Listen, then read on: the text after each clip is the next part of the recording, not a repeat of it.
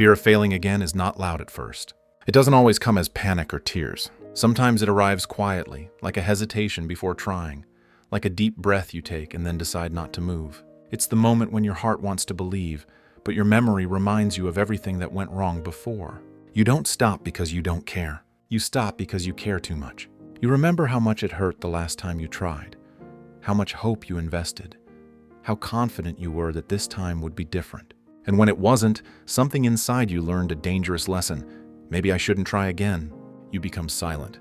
You lower your expectations not because you're lazy, but because disappointment has taught you to protect yourself. You smile when people talk about dreams, but deep down you're thinking, I've been there before.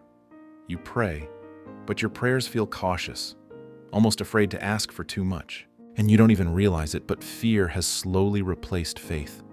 Not because you stopped believing in God, but because you stopped believing that things could work out for you. Failing once hurts. Failing twice changes you. It makes you question your abilities, your decisions, and sometimes even your worth. You start replaying old moments in your mind, wondering where you went wrong, what you should have done differently, and why others seem to move forward while you feel stuck in the same place. And the worst part is that people don't always see this battle.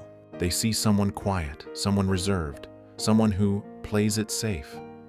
But they don't see the courage it takes just to keep going when your confidence has been shattered. There are days when the fear feels heavier than your faith. Days when you want to move forward, but your past pulls you back. Days when the thought of starting again feels exhausting, because starting again means risking another fall. And deep down, you ask yourself a painful question. What if I fail again? What if I can't handle it this time? Not because God stopped working, but because fear convinced them that it's safer to stay where they are than to trust again.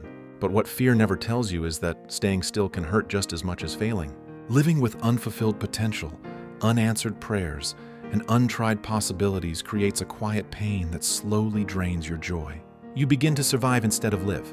You exist, but you no longer expect. Yet even here, God is not distant. Even in this fragile place where your confidence is low and your heart feels tired, God sees you, not as weak, not as broken beyond repair, but as someone who has been hurt and is still standing.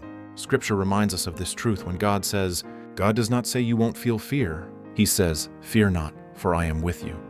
His promise is not the absence of struggle, but the presence of His strength.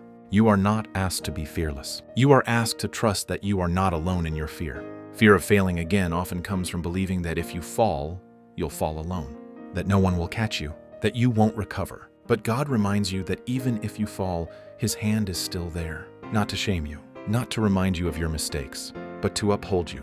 Life does not reward perfection. It reveals perseverance. And the Bible never portrays righteous people as those who never fall. Instead, it speaks honestly about falling, struggling, and rising again. One of the most powerful reminders of this reality is found in Proverbs. Falling is not the end of the story. Staying down is. A righteous person is not someone who gets everything right the first time, but someone who refuses to give up, even after repeated setbacks. God does not measure your life by how many times you fall, but by your willingness to rise again, trusting Him each time. Sometimes the reason you fear failing again is because you think God is tired of helping you. That maybe you've asked for forgiveness too many times, prayed the same prayer too often, or messed up beyond repair. But that is not the voice of God. That is the voice of guilt and shame. God's mercy does not run out because you struggle.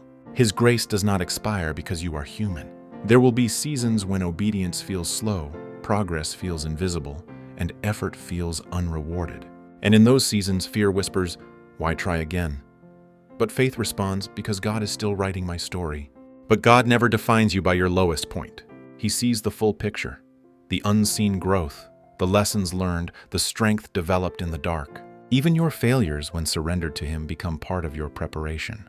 The truth is, you are stronger than the version of you that failed before. You have wisdom you didn't have, awareness you lacked, depth that only suffering can produce. And most importantly, you have a God who has been with you through every fall and never once abandoned you.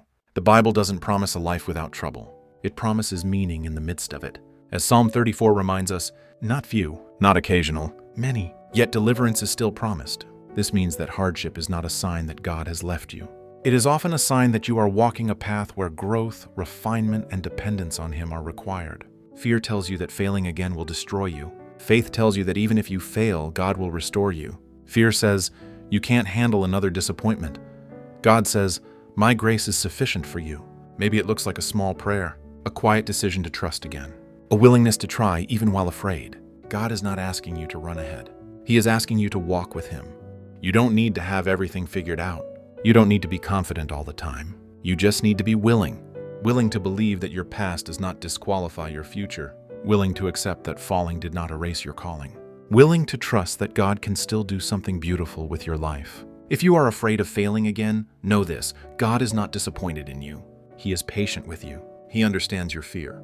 He sees your hesitation, and He is gentle with your heart. The same God who carried you through your worst moments is still holding you now. So take a breath, lift your eyes, and when you're ready, take one step forward.